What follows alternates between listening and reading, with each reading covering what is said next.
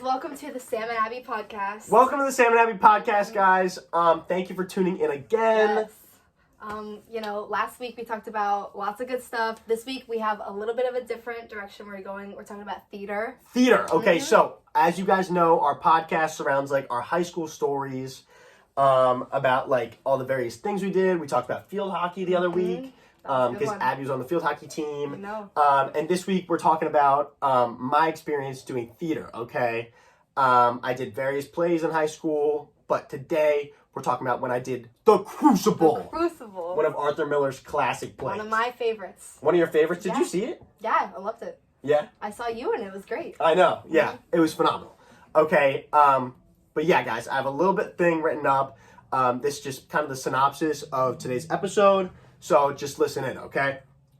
So, engaging in a hefty amount of theatrical works. In high school, I did like The Pirates of Penzance. I don't know if you know that. I'm not It's Gilbert and Sullivan. Okay, that's another playwright. Right. Okay, but classical plays, that's Arthur Miller in my case. Okay. Okay, Arthur Miller wrote works like The Crucible, and he's a really great guy. Okay, he lived like, I'd say 100 or so years ago. Good for him. I'm not too familiar with that.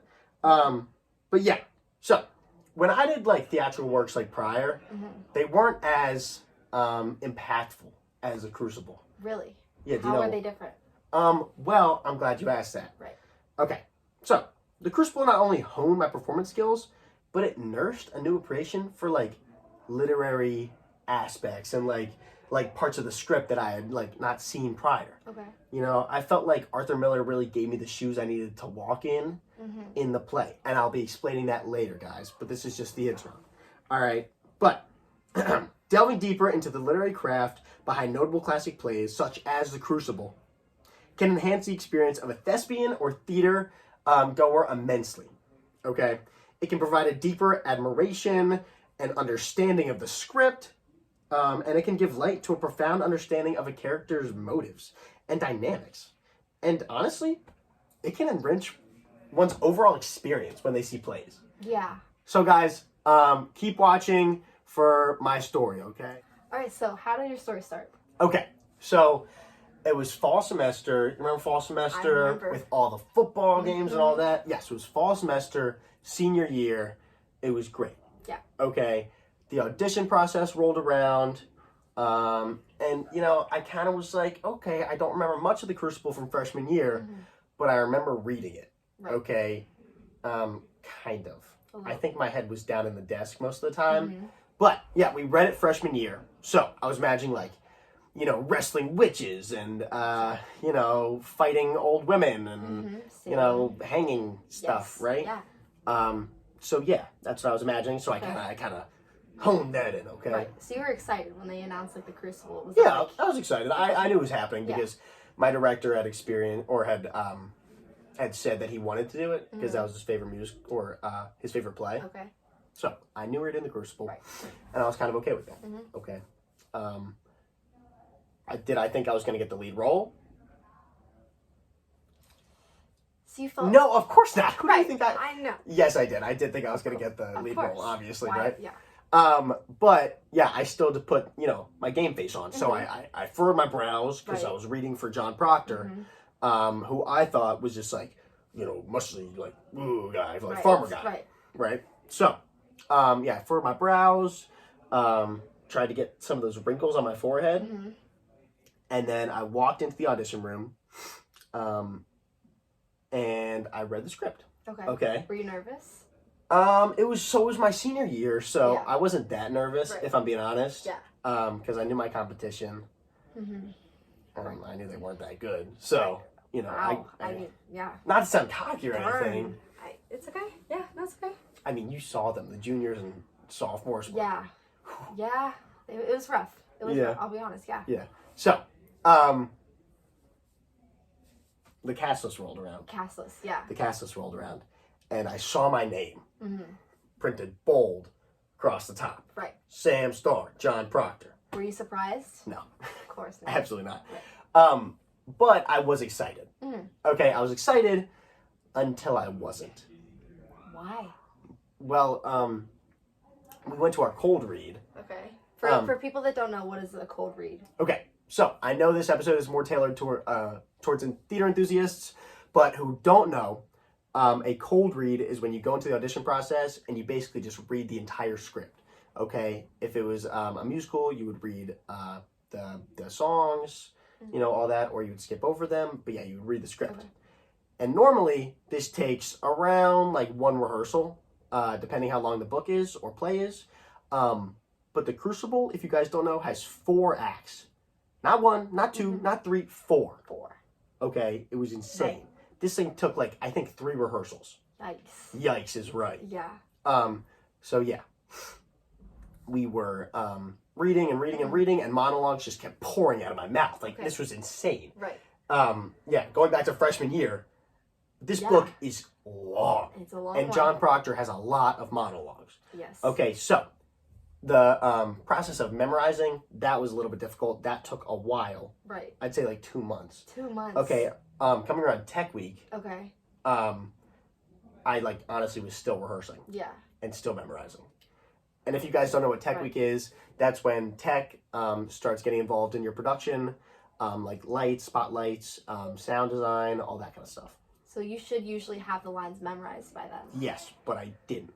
Right. But as they started to stick, as I started to get the majority down, I just didn't feel that connection between, you know, what I was saying and my character. You were having trouble relating to John Proctor. Yes. Okay. Exactly. But I just kept reading. Okay, and this one specific rehearsal that I remember was with my director. Okay, I love my director. He's a great guy. But yeah, I was a solo director, you know, rehearsal, and he sat me down, he looked me in the eye, and he was like, pick out a scene. I was like, okay, I'll pick out a scene. And I picked out a scene between John and his wife, Elizabeth. Okay, these are the two, I wouldn't call them love interests of the play, because there's definitely some conflict going on between them. But yeah, so it was them two, and they were arguing over the affair that John had with their maid Abigail. Okay, the one that starts all the, you know, witch conflict. The troublemaker. The troublemaker, exactly. Classic Abigail. So, they were arguing, and I was just rereading and rereading, and then something clicked. Okay, it was like a light switch turned on in my head. Okay, it just made sense. You know, all these underlying messages kind of like crept to the forefront. Right. And it was just, it was honestly eye-opening. Okay. It was so cool. And I felt like from then on out, like, I saw that Arthur Miller gave me what I needed to, you know, portray the character of John Proctor appropriately. Right. What about that scene, like, stood out to you? What made you choose it? Well, it was in Act 2, and Act 2 is probably my favorite of the whole thing. But it was just, like, such, like, a cool, like, argument scene. Like, Elizabeth was yelling at him, he was yelling at her, and I love those really dramatic scenes. I don't really like comedy plays. I'm more of, like, a dramatic scene guy. Yeah. But again, guys, like, the classical plays, you don't know this, but they give you so much to work with. And even if you're just, like, seeing the play, like, you can just understand it and appreciate what, like, the writer is doing for the actor. Okay, right? That makes sense. But yeah, it was just such a cool experience. And then I was like, okay, I'm ready. So we get to opening night. Okay, it's a Friday night. Right. It was awesome. Like, I know it's a very old school play, but it was hype. Okay, I had the energy was flowing. And then we got on stage, Act 1. I'm not in Act 1 very much. John Proctor isn't in Act 1 very much, but what happened was good. No one forgot their lines. Act 2 rolled around. That's my big one. That's where I have a lot of lines. That was good. That was smooth. Perfect. I don't think any mess ups. Yeah, okay, until Act 3. Act 3. Yeah. So, our Danforth. So, if you guys don't know, Act 3 has a lot to do with, like, a court scene. And that's the court scene where, like, the girls are up against John Proctor saying that that he was a witch as well. Because these girls were, like, possessed. Right. Okay? It's all, like, some mob mentality kind of situation. But yeah, the girls were possessed, and they were trying to pin the blame on John Proctor. Right. Okay, to get him hanged. But our Danforth, our judge, like the big judge of the whole thing, great guy, great actor, but he forgot his lines. not only did he forget his lines, but he jumped like 2 pages forward. Does that happen often, like on stage? It's happened to me a couple times. Super embarrassing. I'll tell that like in a few weeks. Okay. On the other episodes. Yeah. But long story short, me, my other actor on stage, we forgot all our lines. We Right. were jumping around the entire thing, and every in between we would just kiss. I mean, what else do you do? Yeah, I don't know. It was like a romantic scene, so it kind of Okay. made sense. Yeah. But that was funny. Okay, but getting back to the Crucible guys. Right. So we were in Act 3, and our Danforth just kept going to different places. But the first time, he went 3 pages forward, and then it was my line. Okay, and for an actor, it's kind of muscle memory mixed with how much you know the scenes. And me, I knew the scenes really well because I'd had so much time with them, but it was just, sorry guys, Right. the producer came in and he was Yeah. just asking about what we were doing next week, so we had to tell him, but now we're back. Okay, where were we? You were talking about Danforth forgetting his lines. Right. You knew the scenes really well, you said. Right, yeah, so I knew the scenes really well, but as an actor, you're on stage, okay, it's just raw emotion, Right. and I just went with it. Okay. Okay, you know, all my lines were pretty similar in this part, so it kind of made sense to me. Yeah. But then as the scene progressed, I knew we were wrong. Okay. Okay, and I had to make it make sense to the audience You because have to that's find the a way to biggest get thing. back on track. So I had to find a way to get back on track. Okay. Exactly. How do you do that? Were you panicking? Yeah, I was panicking. Yeah. Sweat was like dripping down my back. Like I Right. was getting red in the face. Yeah. It was not good. Okay. And I remember just doing the same thing over and over again. But again, I knew my stuff. So I like started working my way back with lines that I knew already. And then I got it back going. Okay. I got the train back on the rails. There you go. Yeah. Yeah. And it ended up working out. I was really proud of myself that night. Yeah.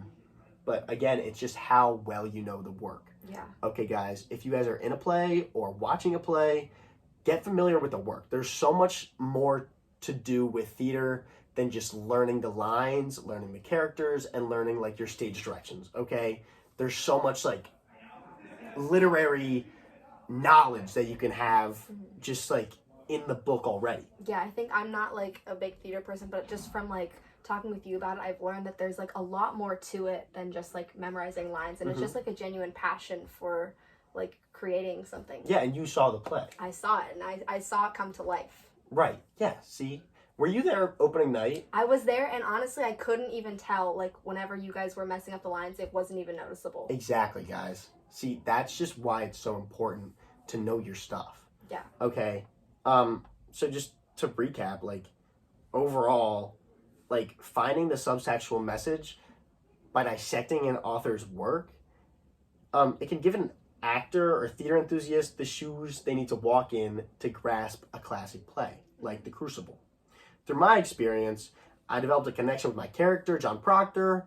I have a sticker on my water bottle that says, "I saw Goody Proctor with the devil." Like, it just had that much of an impact. Dedication. It's Yeah. dedication. Thank you. And honestly, I feel like Arthur Miller just outlined that for me.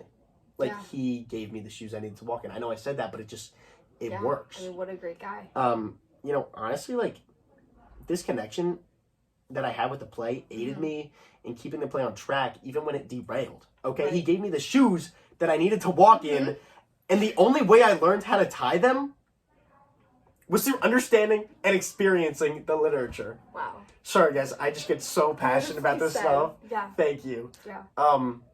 But yeah, that's my story. Like, do you have any questions or anything? I don't know. I mean, that was just really moving. I think, like, do you think if you continue in theater, like, what lessons from The Crucible are you going to take with you? Thank you. That is a great question. I'd say my biggest thing, get familiar with the work. Okay.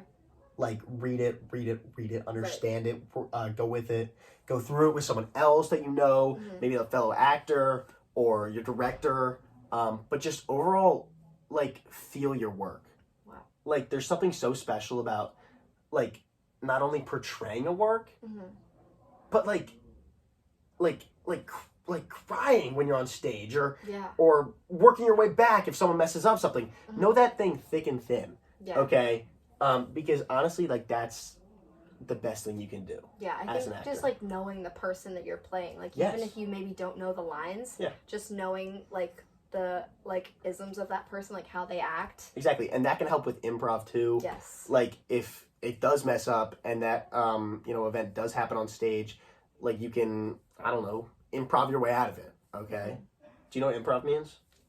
Tell me about it. Okay. Well, if you guys don't know, I know you guys are theater enthusiasts, but people who aren't and are still watching, improv is kind of it's kind of making up your own scene, not really scene, but just like making up your own dialogue, your scene, your character, kind of filling in the blanks. Okay, like you have no script, you're just going with the flow. You're just going with the flow, but Okay. you're still playing a different character. You're still acting. That sounds difficult. Yeah, actually, I started improv club Really? in high school. Yeah, you never came to the meetings, but I know, I was busy, you know. it's okay. We didn't have like showrooms, so like Right. whatever. It was kind of just for fun. Yeah. But I put on my college application, I mean, and that's how we're here. wow. I know. Penn State. We are, guys. are. Again, like, subscribe. I think that's the end of this podcast. Do you have anything to say? I have nothing else to add. But that's one of my favorite stories from high school. I think it's a good one. Mm-hmm. I'm glad you guys got to hear it. I don't know what we're doing next week. I was thinking we could like try different types of ice cream. I mean, the creamery is here. The creamery is here, guys. If you didn't know, we do go to Penn State now. Yeah. Came all the way from Maryland. Pittsburgh, Maryland. Isn't I'm that from in, Maryland. Isn't that in Yeah, Maryland? I'm from Pittsburgh, Maryland. Pittsburgh, Maryland. Yeah. She was one of the transfer students. Right, yes. But yeah, it works. So let us know if you guys want to see that next week. Leave comments down below. Thumbs. Thumbs, all guys. The good things. All the Subscribe. thumbs. Subscribe. Mm-hmm. And yeah, listen in. I think we're getting tiny microphones next week.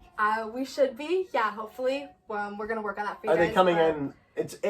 Black Friday. Right. Cyber Monday really They're screwed supposed up to be here like soon. the Prime delivery. Yeah. So yeah, they're coming soon. We'll have them next week. Yes.